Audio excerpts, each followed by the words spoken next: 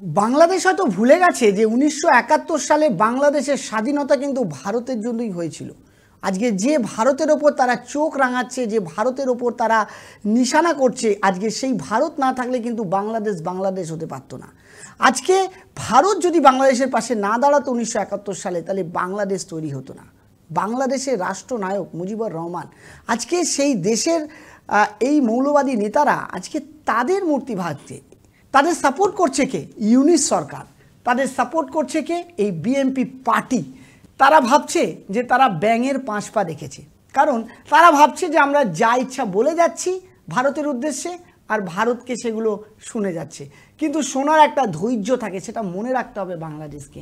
ধৈর্যের ভাঁজ যদি ভেঙে যায়, তাহলে কিন্তু বাংলাদেশ আর মনে হয় বাংলাদেশ হবে না। কারণ বাংলাদেশকে ভারতকে যদি সায়স্তা করতে হয়, তাহলে আমার মনে হয় না যে বাংলাদেশের মতো ভারতকে বলতে হবে যে তোমাদের সায়স্তা করতে 5 মিনিট সময় লাগবে। কারণ যে পারে সে বলে না, আর যে পারে না সেই বারবার হুঙ্কার দেয়। বাংলাদেশের ছবিটা ঠিক সেই রকম। বাংলাদেশ জানে যে তার পায়ের তলা থেকে মাটিটা সরে যেতে পারে। ভারত কি করতে পারে বাংলাদেশের জন্য? বাংলাদেশের স্বাধীনতা যেমন ভারত নিয়ে আসতে পারে, সেই রকম বাংলাদেশটা মানচিত্র দিয়ে মুছেও দেওয়ার ক্ষমতা রাখে ভারতবর্ষ। ভারতবর্ষের সহনশীল দেশ, এখানে সর্বধর্মের মানুষ বসবাস করে এবং সর্বধর্ম মানুষের এখানে সম্মান দেওয়া হয়। কোনো একটা ধর্মকে কেন্দ্র করে এইরকমভাবে কোনো দেশ চলে, সেই দেশের ভিতরে যে অরাজকতা তৈরি হয়েছে, সেই অরাজকতাকে কিন্তু প্রশ্রয় দিয়ে ভারত কিন্তু তার নীতি বা তার যে আইডিওলজি, সেটা কিন্তু চেঞ্জ করতে পারে না। তাই ভারত এত সহনশীল এবং ভারত এত ধৈর্য সহকারে এখনও পর্যন্ত সব কথা শুনছে। তবে বিএনপি নেতারা যেভাবে বক্তব্য রাখছেন, সেই বক্তব্যের আমার মনে হয় না যে তারা কোনো দিক থেকে কিছু বাদ রাখছেন। মানে তারা চাইছেন যে ভারত কিছু বলুক তাদের বিরুদ্ধে, ভারত তাদের ওপরে কিছু অ্যাকশান নিক। কারণ তারা জানে যে তাদের পায়ের তলা থেকে মাটি সরে গেছে। এই সুযোগে যদি তারা পারে অন্য কোনো দেশের সহযোগিতা নিয়ে ভারতের ওপর আক্রমণ চালাতে পারে। আজকে একটি ভিডিও ভাইরাল হয়েছে, বিএনপি নেতার একটা ভিডিও ভাইরাল হয়েছে। কী ভাষায় তারা কথা বলছে একটু আপনাদের শোনাতে চাইবো, এবং তারা যে কতটা ভয়ভীত সেটাই ভিডিও দেখলে, এই অডিও দেখলে বুঝতে পারবেন। শুনুন। আমাদের দিকে আঙুল তোলার আগে নিজেদের চেহারা দেখুন, না হলে ওই আঙুল কিন্তু আমরা কেটে দেব। রাফায়েল বিমানের ভয় দেখায়। আরে ভাই, আছে কয়টা রাফায়েল বিমান? ওটার কাজ কি? বোমা বহন করা। এই যে বীর বাংলাদেশিদের ওই জন্যে ভয় দেখা কি জানেন? রাফায়েল বিমান নাকি বাংলাদেশে আসলে আমরা নাকি টয়লেট করে দেব।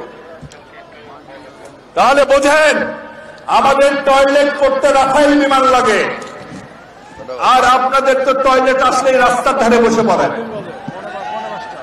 নিজেরা চলতে পারেন না। আপনাদের নায়িকারা শরীর সংক্ষিপ্ত কাপড় পরে সেটা প্রদর্শন করে যা টাকা কামাই তাই দিয়ে চলেন। মনে রাখবেন, আমরা যদি একবার লুঙ্গিটা মালকাছা মারি, কি লুঙ্গিটা যদি একবার মালকাছা মারি, দিল্লি পর্যন্ত খবর হয়ে যাবে। ঠিক আছে? ঠিক আছে ভাইরা।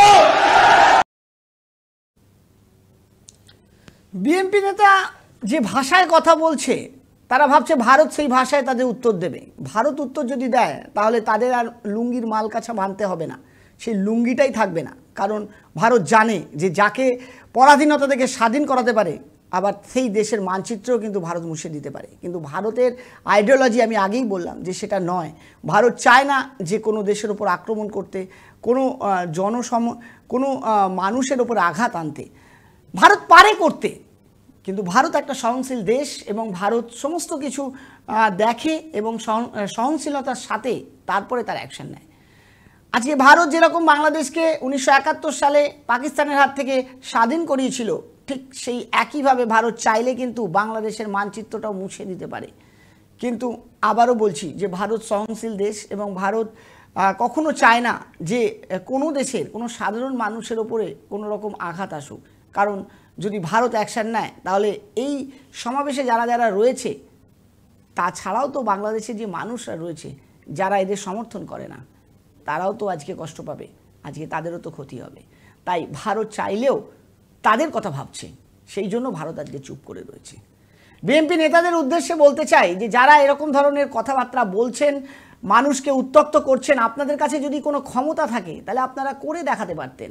আপনারা এইভাবে হাওয়াতে ভাষণ মারতেন না, কারণ হাওয়াতে ভাষণ তারাই মারে যাদের পায়ের তলায় মাটি থাকে না। আপনাদের পায়ের তলায় মাটি সরে গেছে, সেটা আপনারা বুঝতে পেরেছেন। আপনারা আপনাদের দেশের মধ্যে আপনারা সংখ্যালঘু এবং সংখ্যালঘুদের যেভাবে আপনারা আজকে আপনারা ভাবছেন যে আপনারা অত্যাচার করে, আপনারা যেভাবে আজকে তাদের উপরে আঘাত এনে আপনারা ভাবছেন আপনারা বহুত মহান কিছু করে ফেলেছেন, আপনারা অনেক কিছু করে ফেলেছেন। আপনারা আপনাদের দেশের মানুষকে যেভাবে আপনারা আঘাত করতে পারছেন, সেভাবে দেশের বাইরে গিয়ে ভারতকেও সেভাবে আপনি অ্যাটাক করতে পারবেন। দেশের মধ্যে আপনারা এই জন্য করতে পারছেন কারণ আপনারা আজকে তাদের সুযোগ নিচ্ছেন, আজকে অসহায়দের সুযোগ নিচ্ছেন। যেভাবে আজকে আপনারা অসহায় হয়ে পড়বেন যদি ভারতবর্ষ আপনাদের উপরে টার্গেট করে, আপনাদের উপরে যদি যুদ্ধ ঘোষণা করে। আজকে অসহায় হয়ে তারা আপনাদের এই অত্যাচার সহ্য করছে এবং একের পর এক দিন তারা তিলে তিলে কাটাচ্ছে। তাদের কি দোষ ছিল? তাদের মাতৃভূমি, তাদের জন্মভূমি বাংলাদেশ, সেই জন্মভূমিতে আপনাদের তাদের মারছেন, তাদের প্রোটেক্ট করতে পারছেন না। আপনারা বলছেন যে আপনারা দিল্লি আসবেন। আগে আপনারা আপনাদের দেশের যারা আপনাদের দেশের মানুষ তাদেরকে রক্ষা করার দায়িত্ব যারা আপনারা শপথ নিয়েছেন, যারা আপনাদের দেশের দায়িত্ব, তাদেরকে আপনারা রক্ষা করতে পারেন না। আপনারা ভাবছেন দিল্লি এসে আপনারা ভারতবর্ষের মানুষকে আপনারা আঘাত করবেন, সেখানে আপনারা সীমান্ত দখল করবেন। আজকে আপনারা জঙ্গিদেরকে আপনারা ছেড়ে দিচ্ছেন, দিয়ে ভারতে ঢুকিয়ে দিয়ে ভাবছেন জঙ্গি আতঙ্ক করে ভারতবর্ষ দখল করবেন, ভারতবর্ষের সীমানা দখল করবেন। আপনাদের এত নীচ মানসিকতা, যে আপনাদের মানসিকতা যে এত নিচে নেমে গেছে, সেটা আপনারা আপনাদের ব্যবহারই পরিচয় দিচ্ছেন। বিএনপি নেতা যারা আজকে শুনছেন আমাদের এই বক্তব্য, একটা কথা বলবো, আপনাদের সজাগ থাকবেন। ভাববেন না যে আপনারা আপনাদের দেশের মানুষের উপর অত্যাচার করে আপনারা ভাবছেন যে আপনারা অনেক বড় মেডেল বা অনেক বড় সার্টিফিকেট অর্জন করে ফেলেছেন। বেশি দিন সময় লাগবে না আপনাদেরকে সায়স্তা করতে, কিন্তু ধৈর্য রাখুন, সময় আসবে, উত্তর পাবেন নিশ্চয়ই। দেশের মানুষের ওপরে নির্যাতন করে নিজেকে অনেক বড় বীর ভাবছেন, একবার সীমান্তে এসে দেখুন না, তারপরে বুঝতে পারবেন যে বাংলাদেশের যে ছবিটা আছে, মানচিত্রটা আছে, সেটাই কিন্তু মুছে যাবে। একটা কথা বলে রাখি আপনাদের, 1971 সালে ভারতবর্ষের প্রধানমন্ত্রী ইন্দিরা গান্ধী যেভাবে আপনাদের পাশে দাঁড়িয়ে আপনাদেরকে স্বাধীনতা অর্জন করেছিল, ঠিক 2024 বছর শেষ হতে চলেছে, আগামী 2025-এ নতুন বছরে ভারতবর্ষ যদি চায় তাহলে আপনাদের মানচিত্রটা মুছে দিয়ে সেটা কিন্তু ভারতবর্ষের সাথে যুক্ত করে নিতে পারে। তাই লাফালাফি করার আগে একটু নিজের পায়ের তলায় কতটা মাটি আছে সেটা ভেবে দেখুন, তারপর উত্তর দেবেন। আপনারা যারা অবলা মানুষের উপরে অত্যাচার করেন তাদের মানসিকতাই নেই, তাদের হীন মানসিকতা, এরকম মানুষদের সাথে ভারতবর্ষ কোনো রকম তাদের আইডিওলজি চেঞ্জ করতে পারে না। তাই আপনাদেরকে সুযোগ দেওয়া হচ্ছে, সময় দেওয়া হচ্ছে। আপনারা অত্যাচার করছেন, মানুষ মরছে, কষ্ট পাচ্ছে আমাদের দেশের মানুষের, আমরাও কষ্ট পাচ্ছি, কারণ মানুষের ওপরে অত্যাচার সেটা যে কোনো দেশেই হোক সেটা কিন্তু আমরা কষ্ট পাই।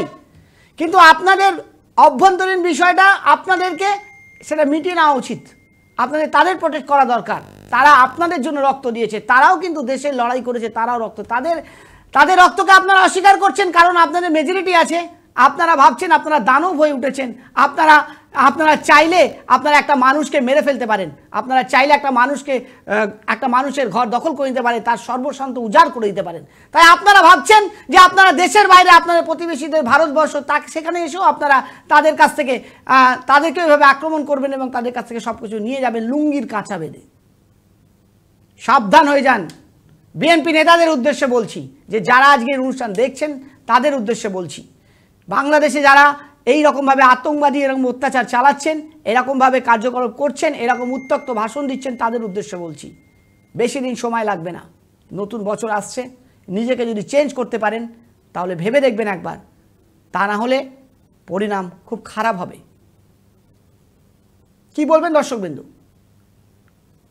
আমি আজকে একটাই কথা বলতে চাই এই অনুষ্ঠান থেকে, যে কোনো দেশ হোক, যে কোনো প্রদেশ হোক, যে কোনো রাজ্যের হোক, মানুষের উপর নির্যাতন এটা বন্ধ হওয়া দরকার।